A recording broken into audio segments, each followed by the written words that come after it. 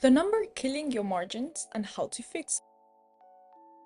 You can be fully booked every single night and still end up losing money. There's one number that explains why, and almost no food business actually tracks it properly. By the end of the video, you'll know exactly what it is, how to calculate it, and the mistakes that's probably impacting your business right now. So, why is it important? Most businesses price based on feeling, what feels right, what the competition charges, what customers seem willing to pay. Those things matter, but only when you're applying them on top of a real number, not instead of one.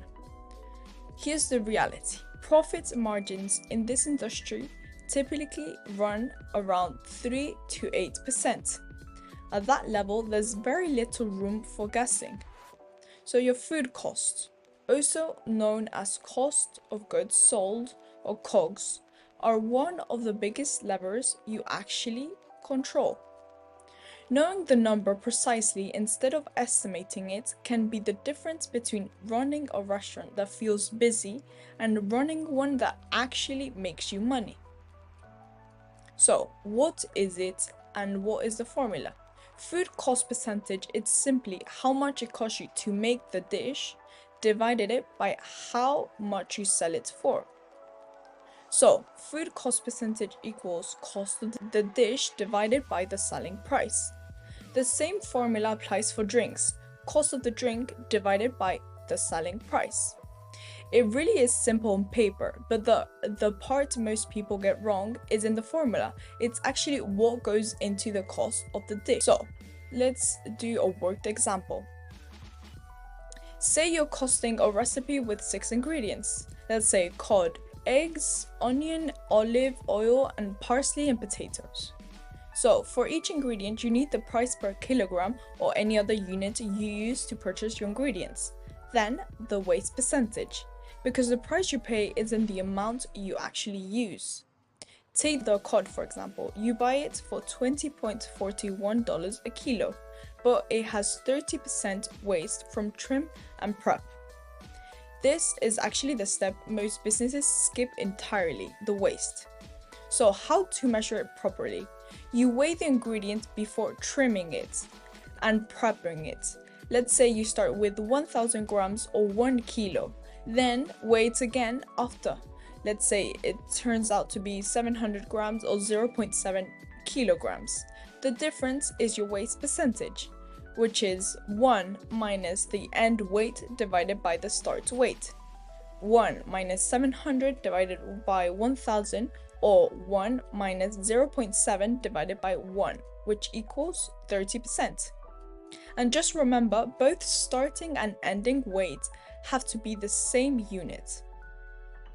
It might take an extra few minutes, but skipping this step means your entire food cost calculation is based on a number that doesn't actually reflect the reality.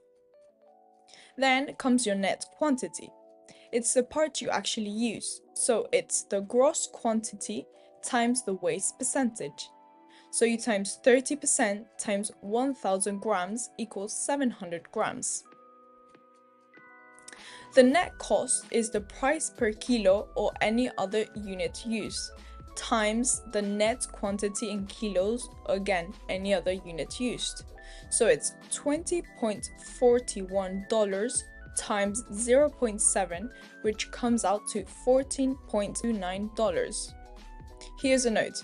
The only time you need to divide is when your price is in one unit and your net weight is in another smaller unit within the same family. For example, if you buy by the pound, but to weigh your ingredients in ounces, you divide it by 16, since there are 16 ounces in a pound. If you buy and measure in pounds, there's no conversion. You just multiply it directly, the price and the net quantity. So, check what unit you bought in your price and what unit you weighed your ingredients in, your net quantity. If they match, just multiply the numbers. If they're different units within the same family, kilograms and grams, or pounds and ounces, divide by the conversion factor. 1,000 for kilograms, 2 grams, and 16 for pounds, 2 ounces. For example, $20.41 times 700 divided by 1,000 equals $14.29, or $9.26 in pounds times 24.69 ounces divided by 16 equals $14.29. So you repeat that same math for every single ingredient, apply the weight percentage, get the net quantity, then multiply by the price to get the net cost. Then you add all 6 ingredients together, or the amount you have, and get your total recipe cost, which equals, in this case, $27.91. Once you have your total cost, you divide it by your number of portions to get the cost per portion. So $27.91 divided by 6 equals $4.65.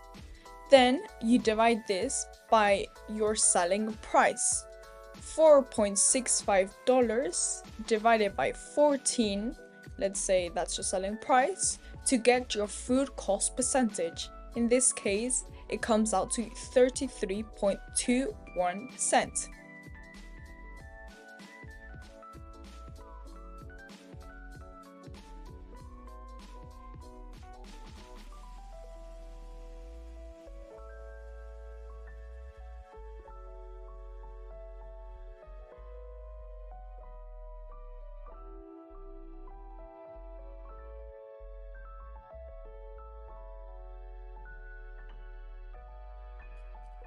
I'll leave you here the formulas I use so you can screenshot it or just try it out yourself.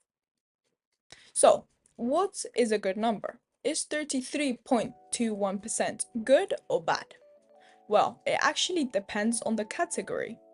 Quick service restaurants and casual dining usually aim for 28 to 33% of food cost. Fine dining usually tends to run a bit higher because of the higher quality ingredients used, which comes around 32 to 35%. And bar and beverage items usually sit well below that, usually under 20%. I'll just say this, having a good beverage and drink menu can actually save your food costs if those are too high and still bring a profit to your business. Number alone doesn't actually tell the whole story, the food cost percentage. A dish might actually run a higher food cost percentage on purpose because it's your signature dish, because it drives volume, or because it's priced lower specifically to get people ordering more around it. So what matters isn't actually hitting one universal target, it's knowing the number for every dish you can decide on purpose instead of by accident. So, what is a common mistake? The most common mistake is actually calculating this once and never touching it again. Ingredient prices change, portion size drift as staff change. So a dish that was 26% of food cost can become 29% and nobody notices, while your margin slips away without you knowing the reason why. This is why it's important to check this monthly at a minimum, not once a year. If you don't have the time to do this manually for every single dish in your menu, I built a food and drink costing tool that runs this calculation automatically, including over 200 waste factors already built in. So you're not weighing and measuring from scratch. I'll leave it in the description below if it's of any use. So thank you very much for watching, see you in another video and have a lovely day.